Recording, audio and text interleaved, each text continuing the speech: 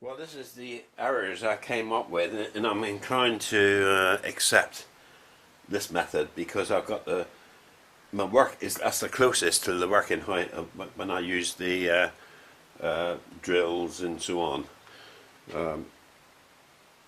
Now I got minus 2732 arbitrary figure, but the plus figure should match. This is the Y, and I got 27.06. Meaning there's a slight difference.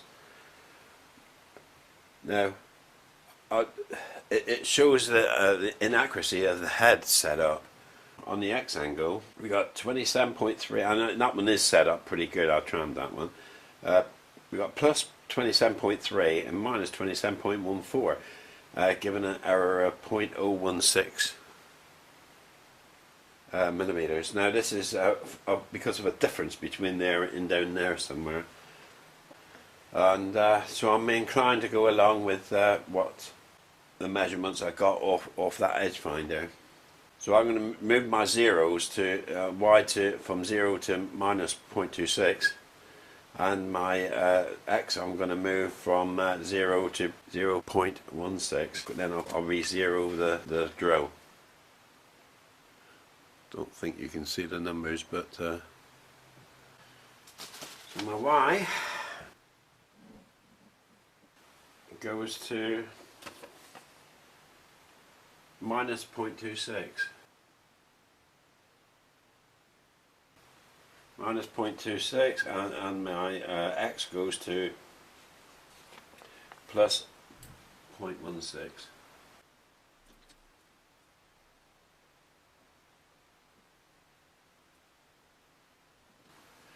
Right, that's good enough for me. I'll recheck that. That's X is 0.16 and the other one is minus 0.26. Yes, 0, 0, we're in business. Well, we're in the center of the hole. We'll use the center drill. And I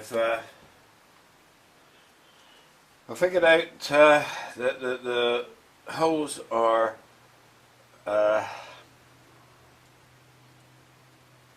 holes are 69.6 millimeters apart. So that would put them at a diameter, a PCD of 98.43.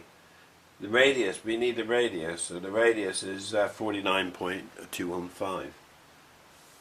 So in here I'm going to put in a function 3, which is holes, and I want to put in 4 holes and enter. The radius I want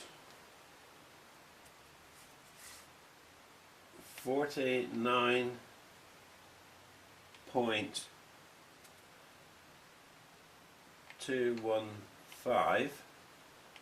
No 5. Enter. And start I want 45 degrees. Enter. End 45 degrees. Enter. Right, now I've actually programmed the bolt centers. Is it right? Well, we'll soon find out, won't we? Okay, here we go. Let's see if it all functions properly. We'll go into just make sure this is zeroed before we start. Now I'm going to go into function 4, which recalls the whole program app. Hole number 1, yes. Now we go to bring them to 0. Well, that's a load of bollocks, isn't it? Right, we had some gas readings. The reason was because I was in absolute mode, and the ring of holes function on this drill runs in incremental mode. So anyway, redone it all. Everything's swimming. Everything's should be fine now. So we're going around and pop them, and then measure them before I actually drill them through.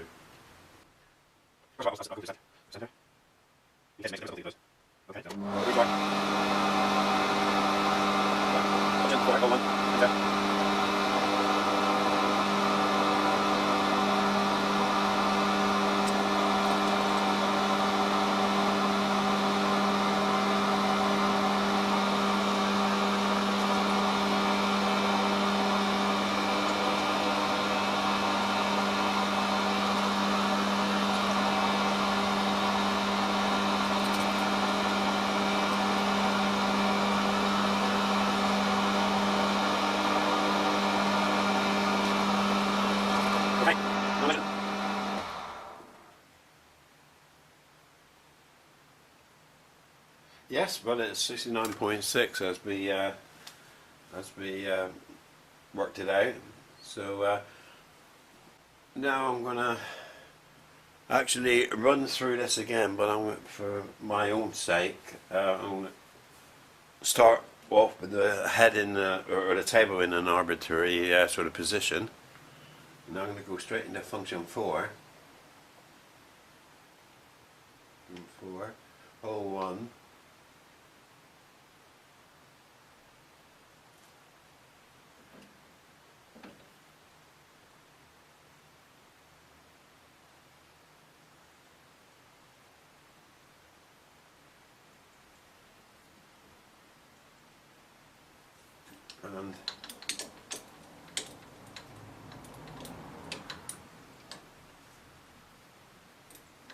And seems to work.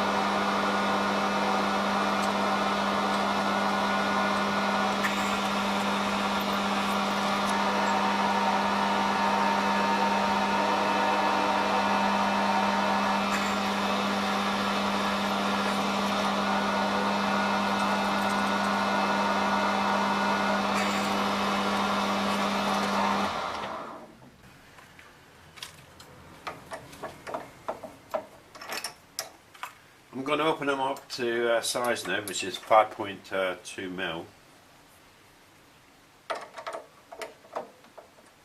which is a tap-in hole size for UNC quarter 20.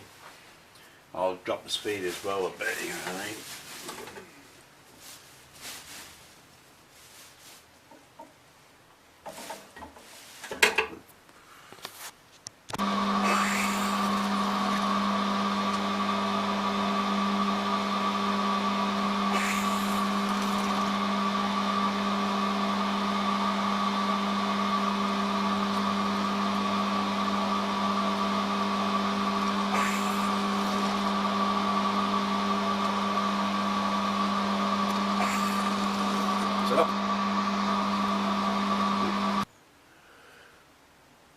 I've just been looking through the film I took, and although I took the sequence of finding centre using a edge finder, I've lost the film because I've lost the video because I was zoomed into some arbitrary sort of position, and it was outside of the camera's view. So unfortunately, I'm not going to go through a mock-up again.